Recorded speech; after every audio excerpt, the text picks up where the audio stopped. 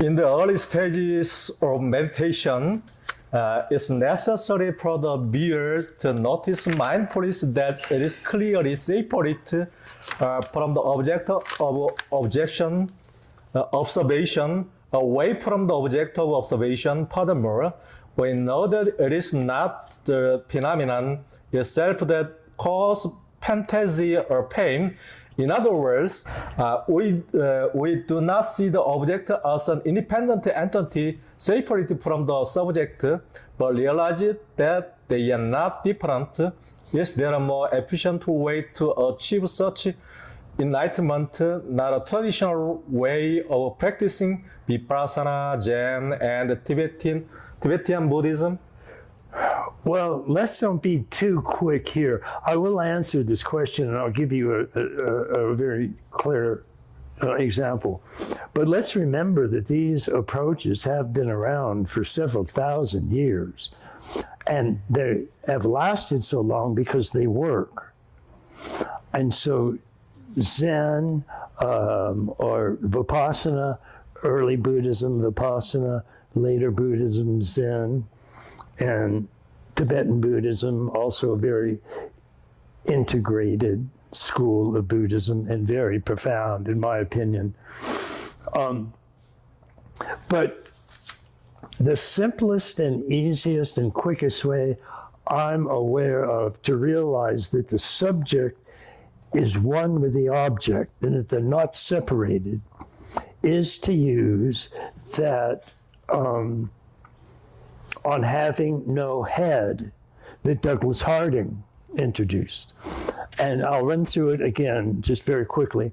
But you notice that you can't really see your head. All you can see is two little pink, fleshy, bulbous parts, which is the two sides of your nose. And that's all of your face you can see. And so Douglas Harding says it's because we have no head. And if you look where you thought your head was, if you try to sort of experience this side of your face, the only thing that's arising in that space is everything you see out here. This is arising right where you thought your head was. And you don't see that wall, you are that wall. It is arising directly where you thought your head was. And as you look around and see things, you notice they all exist in this space where your head used to be, or you thought your head was, but it's not really there. And every subject you think exists in your head is actually one with every object you think is arising out there. Because there is no out there. There's only your head, or what you thought was your head. There's only this vast, open, empty space on this side of your eyes that is not separate. That space is not at all separate from what you're looking at. So right now I'm looking at that wall, and that wall is actually smack on this side of my face. It's one with my awareness on this side of my head. And the subject and object are not two. They're non-dual. They're arising in the same space, which is a space that I thought I had a head. But I can't see that head. It doesn't exist. What exists is everything that I'm looking at. And that's arising exactly where my head used to be. So that's the quickest way I know, especially if it clicks for you and you really get it. It's a very easy way to see that everything I'm looking at is actually one with I who am doing the looking. There's no separation at all because I don't have a head to separate anything. And all I have arising where I thought my head was is the entire scenario of what I'm looking at. And the subject and object are not two, they're non-dual. And that's the basic message of the world's mystics, is I am everything that I'm now looking at. I am one with the entire world that I'm aware of. And that oneness is known as the ground of all being. And it's a oneness that's occurring because I don't actually have a head. All I have is these like two fleshy things arising as part of what's out here. And all of what's out here is arising right here. I can actually touch it.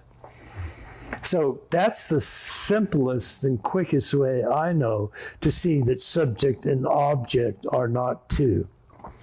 Is to realize that we really don't have a head. That where we thought our head was is the entire world that I'm looking at. You said humans have a different ultimately interest in each of the 8 stages of growth: food and survival in the first ancient stage, sex and emotional pleasure in the second magic stage, power and safety in the third magic mist stage, love and compromise belonging in the fourth mist, achievement and excellence in the fifth rational stage, and sensitivity and consideration in the sixth plural stage. This is the first plural. From the seventh stage is the second plural. The seventh stage is affectionate acceptance and inclusion, and the third layer in the stage of integration, which deal with pure self-transcendence and totality that increase at each level. Did you go through this process when you grow up? How to grow more efficiently without going through this step by step? Well, the answer is you can't. And did I go through these stages? Yes, I did. The reason you can't skip stages is I'd like you to count from 1 to 10, but leave out 4, 5, and 6. Can you do it? No. That's because each stage follows the previous stage.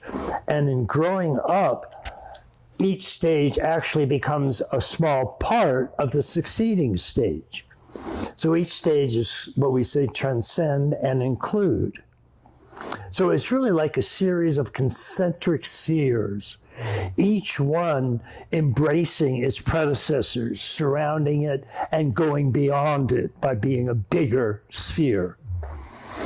And you can't take out any of those spheres because it rips a hole in the middle of the concentric sphere creation. And our stages of growth and development all go beyond their previous stage, but they also include it.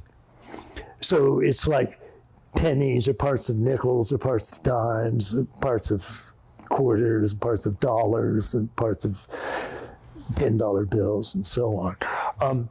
Each one actually enfolds its previous stage. And that's why you can't pull out any of them, because you just rip apart this series of concentric spheres that are all growing and adding as they continue to transcend and include. That's the basic answer. For the same reason that you can't skip 4, 5, and 6 when you count from 1 to 10. Because 4, 5, and 6 are an integral part of that sequence. They are inclusive steps in that overall procedure. And if you pull out any one of them, you tear out all the succeeding ones because you stop the growth. You're just no longer including it, so its growth doesn't continue. It can't. So we have 1, 2, 3, 4, 5, 6, 7, 8, 9, 10.